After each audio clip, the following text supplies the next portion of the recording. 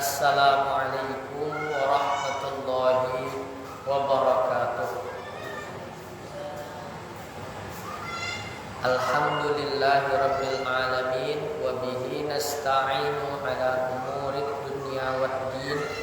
Nahmaduhu hamdan syakirin wa nastajibu lahu istijabata ta'i'in wa nulabbi hajatahu talbiyatal khashi'in.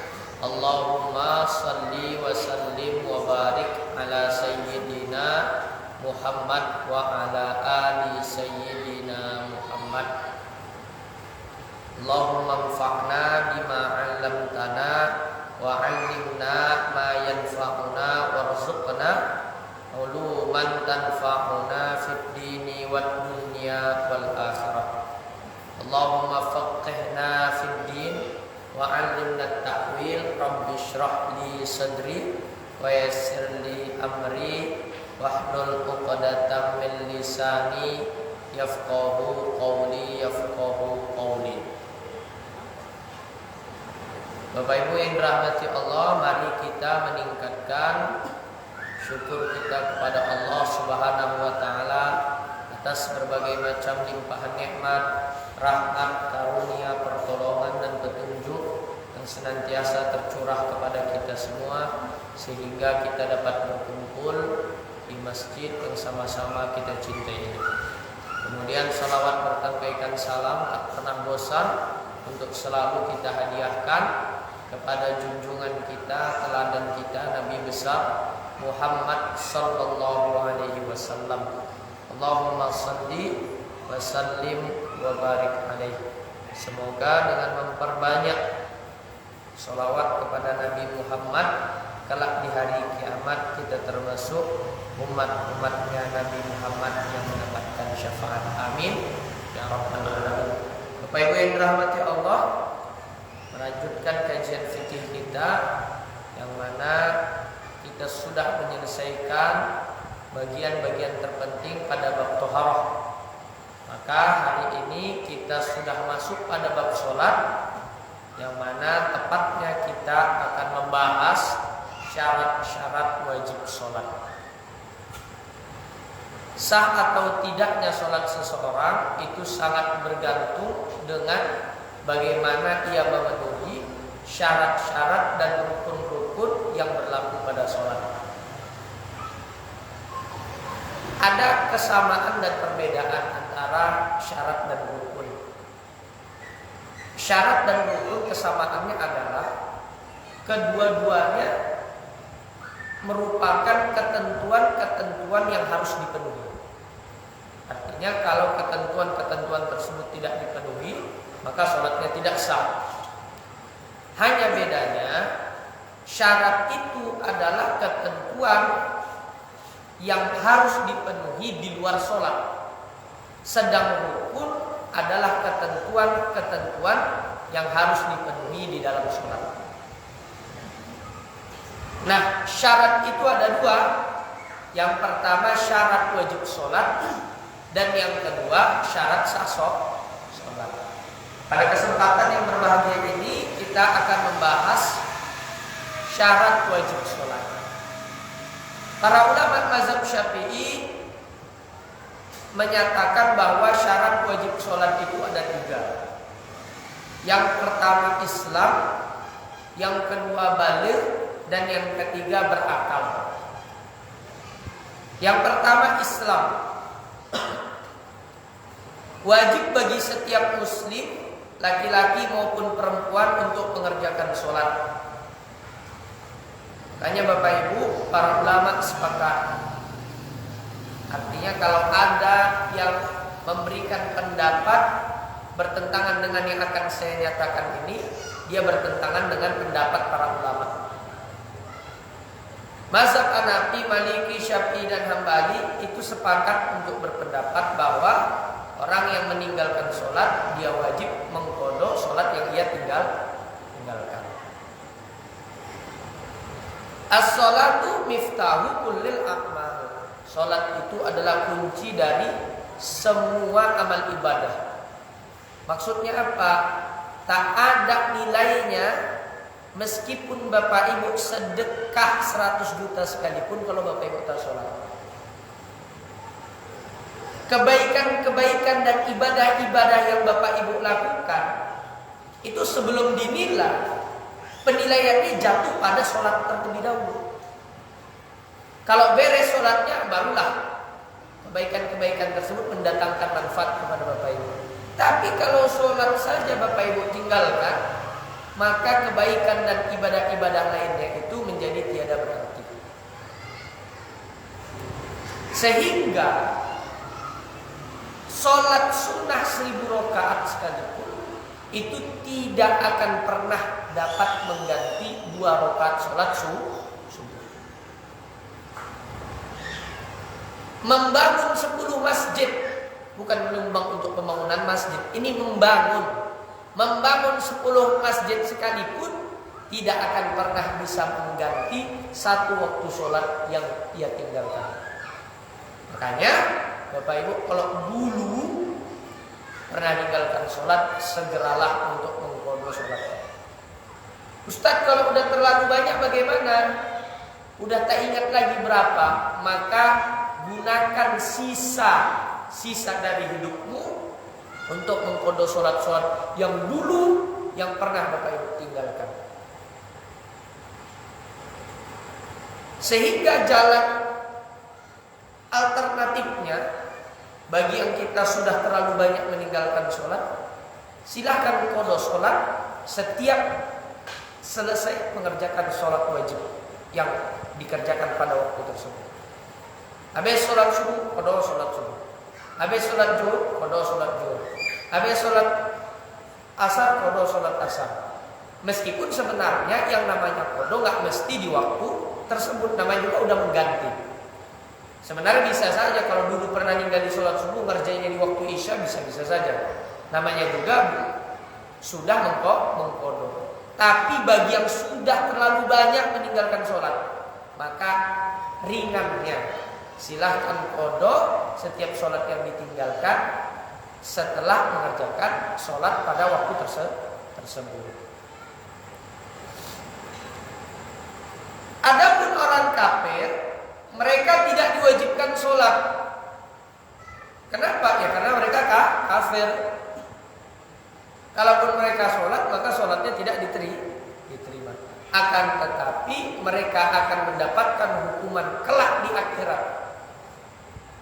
Tidak hanya hukuman karena kekafiran mereka, melainkan juga hukuman disebabkan karena mereka tidak mengerjakan sholat.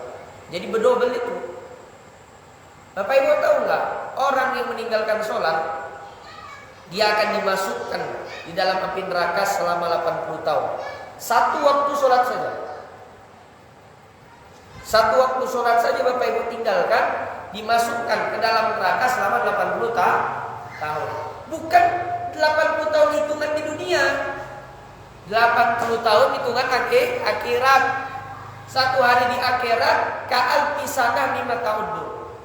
Itu setara dengan 1000 tahun kita hidup di dunia.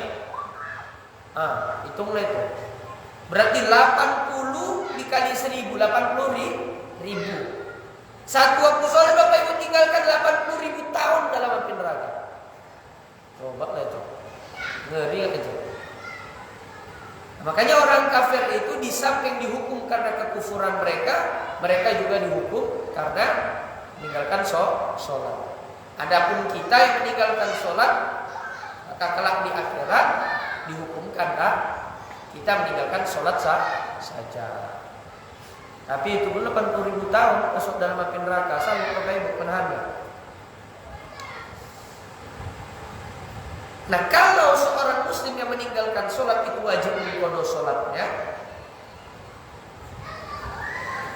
atas sholat-sholat yang ia tinggalkan di masa lalu. Lain halnya dengan orang kafir yang masuk Islam. Dia terlahir dari perut seorang ibu yang kafir, sehingga dia besar, tumbuh, dewasa menjadi seorang kafir. Kemudian atas hidayah yang Allah berikan, dia masuk Islam. Bagaimana sholat-sholat yang ia tinggalkan semasa ia kafir? Maka Para ulama mazhab Syafi'i mengatakan dia tidak wajib mengqadha salat yang ia tinggalkan. Dalilnya Al-Quran surah Al-Anfal ayat 38. Qul lil ladzina kafaru iyyantahu yughfar lahum ma qad salaf. Katakanlah kepada orang-orang kafir, jika mereka berhenti dari kekafiran mereka, niscaya akan mendapatkan ampunan dari Allah atas dosa-dosa yang mereka lakukan di masa lampau. Orang kafir masuk Islam saja dosanya langsung otomatis diampuni. Apalagi orang Islam yang bertobat. Logikanya kan seperti itu.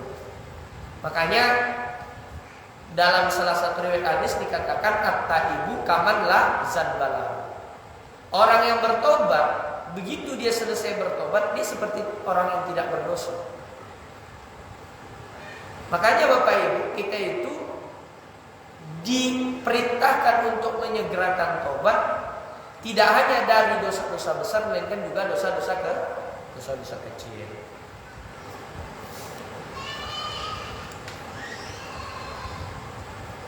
Tetapi jika seseorang itu kafir karena kemurtadannya, misalnya begini, saya kasih pemahaman dulu.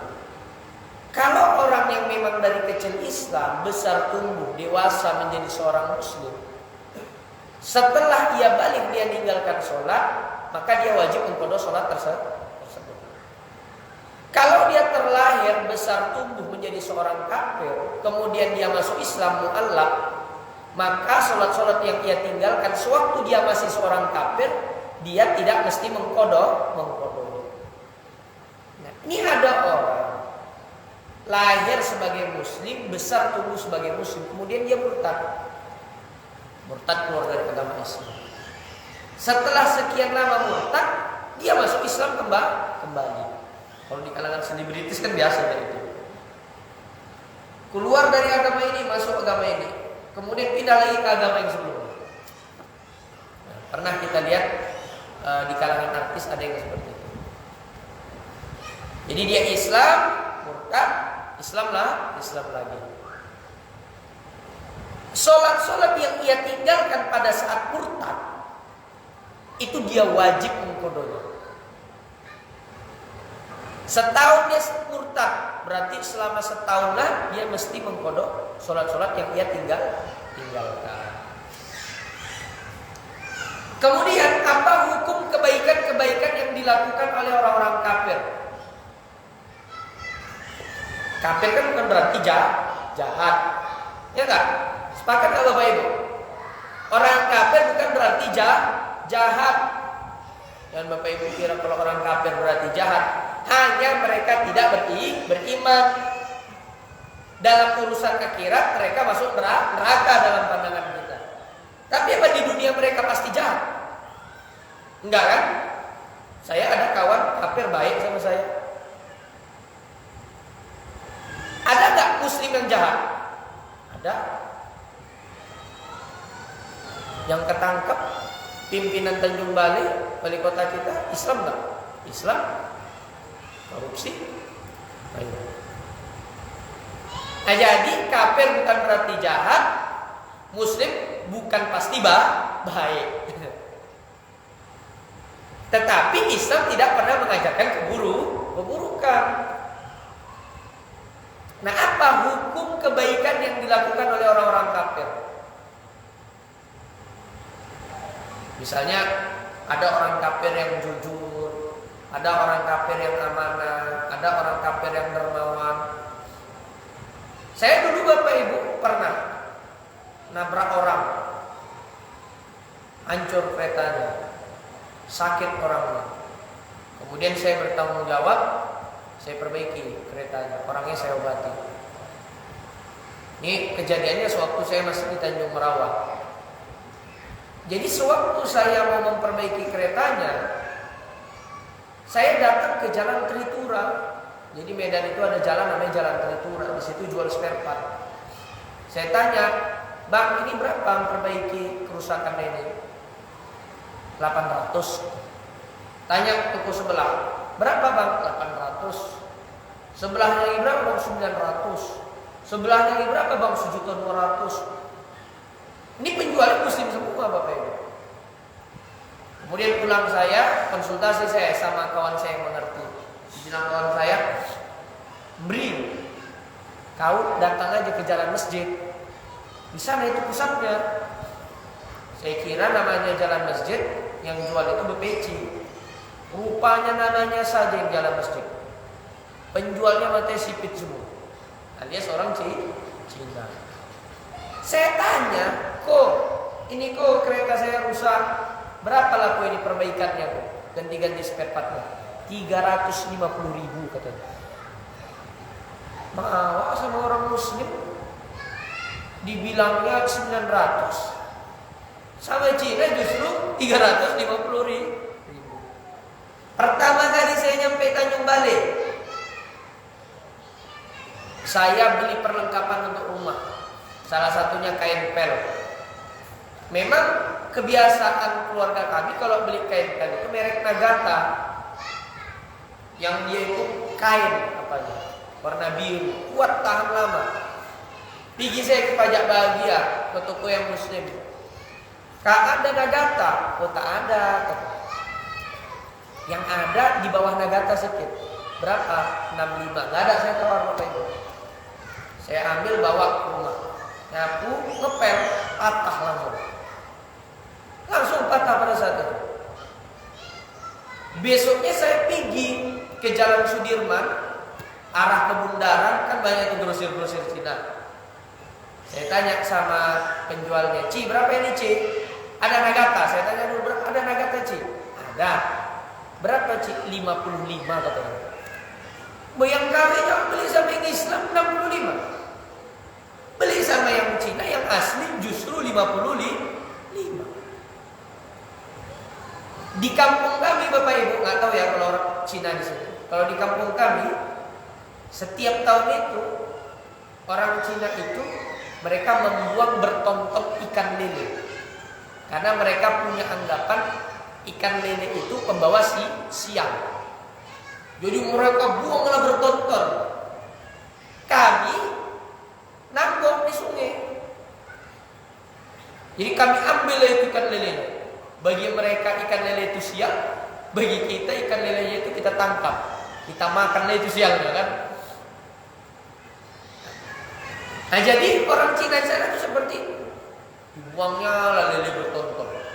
Tentu ini sangat menguntungkan bagi kita yang muslim, karena kita tidak boleh memiliki kepercayaan seperti itu. Ini sampai berkilo-kilo orang bawa apa itu? Bawa lele itu.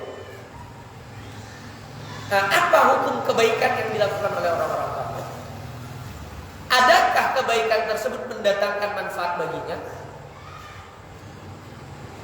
Nah, dalam mazhab Syafi'i, kebaikan yang dilakukan oleh orang-orang kafir semasa hidup di dunia itu tidak mendatangkan manfaat bagi mereka kelak di akhirat. Tidak ada pahala sama mereka itu. Mau mereka membantu pembangunan masjid, itu nggak akan membantu mereka kelak di akhirat. Jika mereka mati dalam keadaan kafir. Tapi disebutkan bahwa kebaikan-kebaikan yang mereka lakukan, kejujuran mereka, amanahnya mereka, dermawannya mereka, yang mereka lakukan semasa hidup di dunia, itu akan bermanfaat bagi kehidupan mereka dalam hal memberikan kemudahan hidup dan kelapangan rezeki. Jadi mau dia Islam, mau dia kafir, kalau rajin sedekah lapang rezekinya. Mau dia Islam, mau dia kafir, kalau dia jujur bagus hidupnya. Bahkan orang kafir begitu dia masuk Islam dia, dosa-dosa di masa lalu diampuni Allah. Kebaikan-kebaikan yang dulu pernah dia lakukan itu diganjar pahala langsung oleh Allah Subhanahu wa taala. Begitu dia masuk Islam. Makanya disebutkan dalam salah satu riwayat hadis dari Hakim bin Hazam bahwasanya ia berkata kepada Rasulullah, "Ara'aita umuran kuntu atahaddatsu biha fil jahiliyah." Wahai Rasul, apa pendapatmu tentang kebaikan yang aku lakukan waktu aku menjadi seorang musyrik, menjadi orang jahiliyah? Hal li fiha min syai', adakah sesuatu manfaat yang aku peroleh? Faqala lahu Rasulullah, kata Rasulullah sallallahu alaihi wasallam, aslamta ala mas aslafta min khairin. Keislamanmu, kata Rasulullah, itu akan menyebabkan kebaikan-kebaikan di masa lalu diganjar pahala oleh Allah Subhanahu wa taala. Pada riwayat hadis lainnya Rasulullah sallallahu alaihi wasallam bersabda, "Idza aslamal abdu fa hasuna islamuhu, yukaffirullahu anhu kulla sayyi'atin kana zalifaha." Apabila seorang hamba memeluk agama Islam, kemudian baik dia menjalani keislamannya, maka Allah akan menghapus setiap kesalahan yang ia lakukan di masa lalu. Wa kana ba'da dzalikal qisas. Sungguh bagi setiap muslim apa yang ia lakukan terdapat balasan. Al hasanatu bi asyri amsalha ila sab'i mi'ati dhafin. Setiap kebaikan yang dilakukan itu akan diganjar 10 kali lipat sampai 700 kali lipat lebih banyak daripada yang ia lakukan. Satu kebaikan balasannya 10 kali lipat paling sedikit sampai 700 kali lipat. Wasayyi'atu bimisliha. Tapi kalau kita melakukan keburukan, balasannya hanya setara atau setimpal dengan keburukan tersebut. Makanya Pak, Bu, kalau dalam hitungan matematika kita sebenarnya yang gampangan masuk surga. Kenapa? Kalau kita berbuat baik, pinomat diganjar 10 kali lipat, bahkan sampai 700 kali lipat. Kalau kita buat buruk, balasannya hanya setimpal atau setara dengan keburukan tersebut. Bahkan dalam riwayat hadis lainnya kata Rasulullah, "Innallaha katabal hasanat wa katabas sayyi'at." Sesungguhnya Allah mencatat setiap kebaikan dan setiap keburukan. Faman hamma bihasanatin wa amilaha falahu asyru hasanat. Barang siapa yang melakukan kebaikan, barang siapa yang berniat melakukan kebaikan, kemudian dia melakukan niatnya tersebut, maka akan Allah berikan dia balasan 10 kali lipat daripada yang dia lakukan. Wa man hamma bihasanatin wa lam ya'malha. Barang siapa yang menginginkan melakukan suatu kebaikan, namun dia tidak jadi melakukan kebaikan tersebut. Bapak Ibu berniat, berkeinginan ingin melaksanakan sholat tahajud. Sebelum tidur udah berwudu, udah baca doa, baca surah Al-Mulk, baca ayat kursi, baca 30. Kemudian dihembuskan ke kedua telapak tangan, diusapkan di sekujur tubuh. Jangankan sholat tahajud, subuh pun lewat. Padahal sudah berniat. Maka kata Rasulullah, falahu hasanah. Yang hanya sekedar niat dan keinginan itu, namun ia tidak jadi melakukannya, maka Allah berikan satu kebaikan untuknya. Padahal belum ataupun gak jadi melakukan keinginan tersebut. Tapi kalau keburukan, jika dia berniat melakukan keburukan, kemudian dia melakukannya, maka hanya dicatatkan untuknya satu keburukan. Kalau dia berniat atau berkeinginan melakukan keburukan, namun dia tidak jadi melakukan keburukan tersebut, niat dia memaling rumah tersebut, suatu rumah, rupanya niat dia mau melakukan perampokan tengah malam, ketiduran. Sampai subuh dia tak terbangun, malah hasil nggak jadilah dia merampok rumah tersebut. Dia sudah niat, sudah berkeinginan, tetapi tak jadi dia mewujudkan keinginannya. Maka Allah tak catatkan satu pun keburukan untuknya. Makanya secara matematis, hitungan matematikanya kita masuk surga itu tidak sulit. Tinggal kita mau nggak berusaha untuk dimasukkan surga Allah Subhanahu wa taala.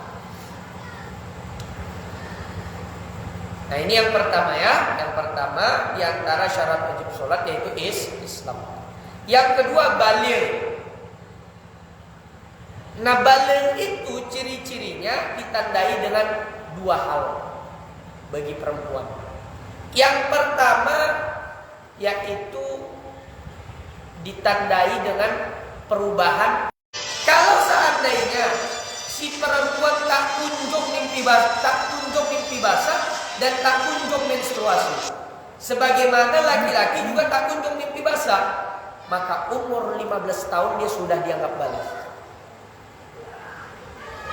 Jadi kalau ciri-ciri biologis tidak terlihat atau tak didapati, maka dilihat umurnya. Umur 15 tahun perempuan meskipun dia belum menstruasi, maka dia sudah dianggap balik. Artinya dia sudah wajib sholat.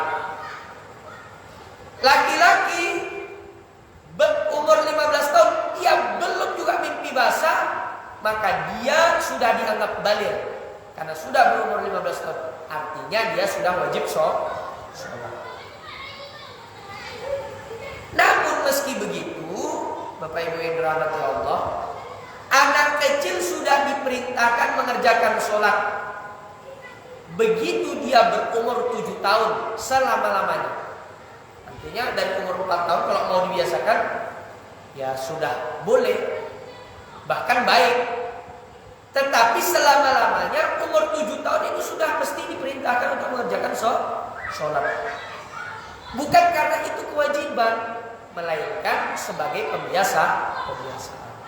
Makanya Bapak Ibu salah kalau melihat ada anak-anak sholat main-main, Bapak Ibu marahi.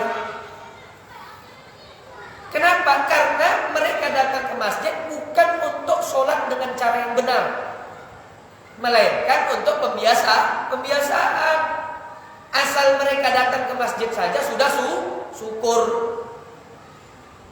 Seiring berjalannya waktu mereka gak akan lagi ribut atau main-main ketika sholat.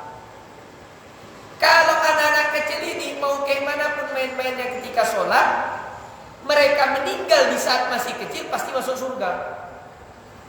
Kita khusyuk sholat kita. Gak ada jaminan kita Bapak Ibu masuk surga. Makanya gawatnya suatu masjid bukan karena suara keributan dari anak-anak. Gawatnya suatu masjid jika tidak ada anak-anak yang datang ke masjid untuk mengerjakan sholat. Nah, itu bahaya. Bukan karena ributnya anak-anak. Masjid manapun kalau ada anak-anak pasti ribut. Maka cukup kasih tahu, jangan dimarahi apalagi dipukul.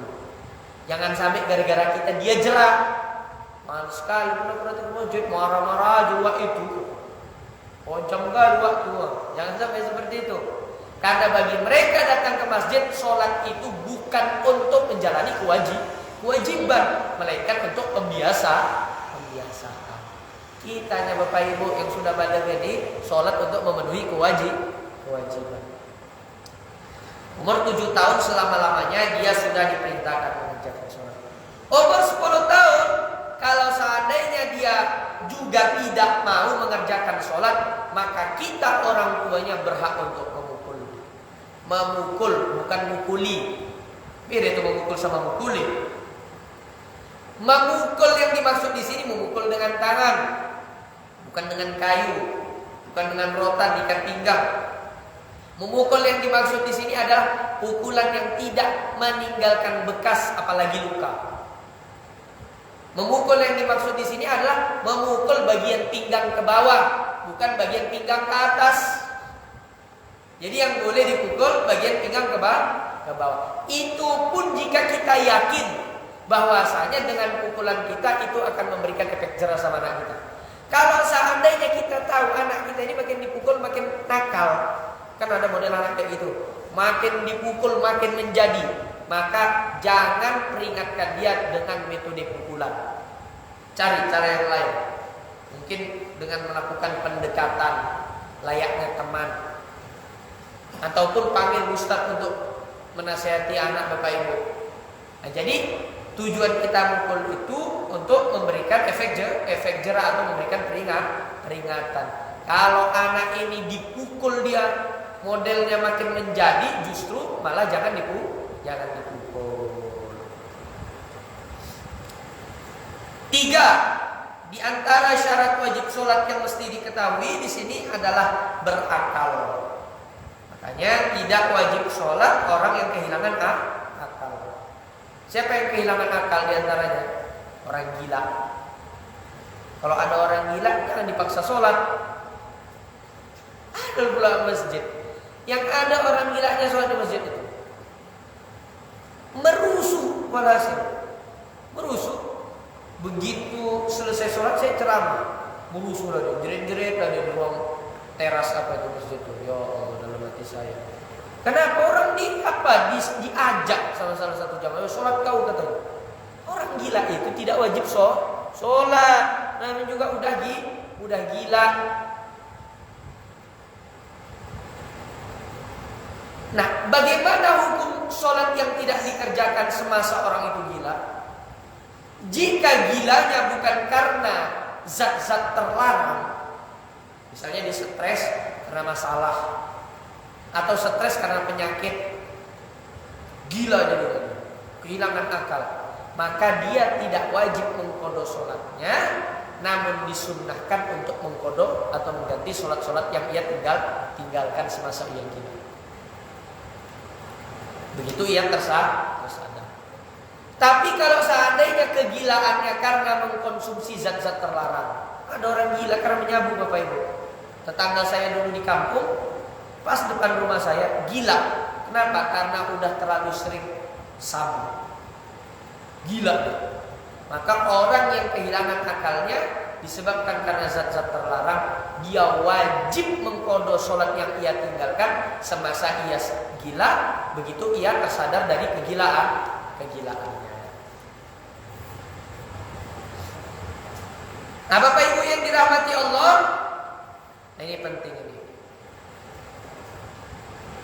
Jika uzur ataupun sebab-sebab yang menghalangi seseorang sholat itu hilang dan waktu sholat masih ada, seperti orang yang bersih dari haidnya, perempuan yang bersih dari haidnya, ataupun orang yang sadar dari gilanya. Haid ini kan termasuk yang menghalangi seseorang sholat. Gila juga menjadi uzur seseorang tidak diwajibkan sholat. Lantas yang haid ini bersih dari haidnya, sedang waktu sholat masih ada. Si gila ini sadar dari kegilaannya, sedang waktu sholat masih ada, maka dia wajib mengerjakan sholat yang hadir pada saat itu, meskipun waktunya sudah sempit, hanya sekedar satu takbiratul ihram. 2 menit lagi masuk waktu asar, ibu udah bersih, sisa waktu 2 menit lagi, maka bapak ibu setelah mandi ibu wajib sholat. Sama halnya hukumnya, ibu menunda-nunda waktu sholat, udah masuk waktu zuhur, ibu mesti sibuk lah kerjakan yang lain, tiba-tiba haid. Maka sholat yang ibu tunda itu wajib diqadha begitu ibu bersih dari haid. Nanti nggak ini? Ini masuk zuhur, ibu nggak sholat, mesti ibu nonton misalnya, tiba-tiba keluar darah haid, kan ibu nggak bisa sholat. Sedang sebenarnya ibu bisa mengerjakan sholat kalau seandainya di awal waktu. Maka begitu ibu bersih, ibu wajib mengqadha sholat tersebut. Nah, ini penting banget dipahami. Jika uzur atau sebab yang menghalangi sholat tersebut hilang di waktu asar, seperti perempuan yang bersih di waktu asar, ataupun orang gila yang sadar dari kegilaannya di waktu asar, maka di samping dia sholat asar, dia juga wajib sholat zuhur. Ayo ibu, itu enggak? Biasanya kalau bersih waktu asar ya udah sholat asar aja. Enggak ibu. Dalam mazhab Syafi'i, di samping sholat asar yang dikerjakan, dia juga harus mengerjakan sholat zuhur sebagai qadhaan. Kenapa? Karena waktu zuhur dan asar ini dianggap satu waktu. Kalau ibu yang haid bersih di waktu isya, maka ibu di samping wajib mengerjakan sholat isya, ibu juga wajib mengerjakan sholat maghrib. Karena sholat maghrib dan isya dianggap satu waktu. Nah kebanyakan yang terjadi apa? Kalau bersih dia di waktu asar, ya udah sholat asar aja. Bahkan ada yang dia nggak sholat asar, nunggu dia nanti aja lah waktu maghrib aku sholat katanya. Artinya ibu meninggalkan sholat. Begitu juga ada orang bersih di waktu isya, dia bersih tahu dia udahlah besok aja lah aku mandinya. Besok kata dia. Jadi isyanya gimana? Ustadz kan dingin, Ustadz kalau paksakan sakit, kan udah belajar kita tayamum, ya enggak? Kalau seandainya kita khawatir dengan dinginnya air itu dapat membahayakan kesehatan kita, maka untuk sementara kita boleh mengganti mandi wajib tersebut dengan bertayamum, hanya untuk sekedar supaya bisa sholat isya dan maghrib. Besok waktu ibu udah bisa mandi, ibu mandi. Paham ini Bapak Ibu ya? Nah, jadi hati-hati. Orang yang kehilangan uzurnya sedang waktu sholat masih ada, maka dia wajib mengerjakan sholat yang hadir pada saat itu. Kalau dia kehilangan uzurnya di waktu asar, maka asar dikerjakan sekaligus zuhur. Kemudian jika dia kehilangan uzurnya di waktu isya, maka sholat isya dia kerjakan sekaligus sholat maghrib. Barangkali demikian Bapak Ibu yang dirahmati Allah, kaji kita hari ini. Mungkin ada pertanyaan terkait yang disampaikan maupun di luar dari ini, dipersilakan.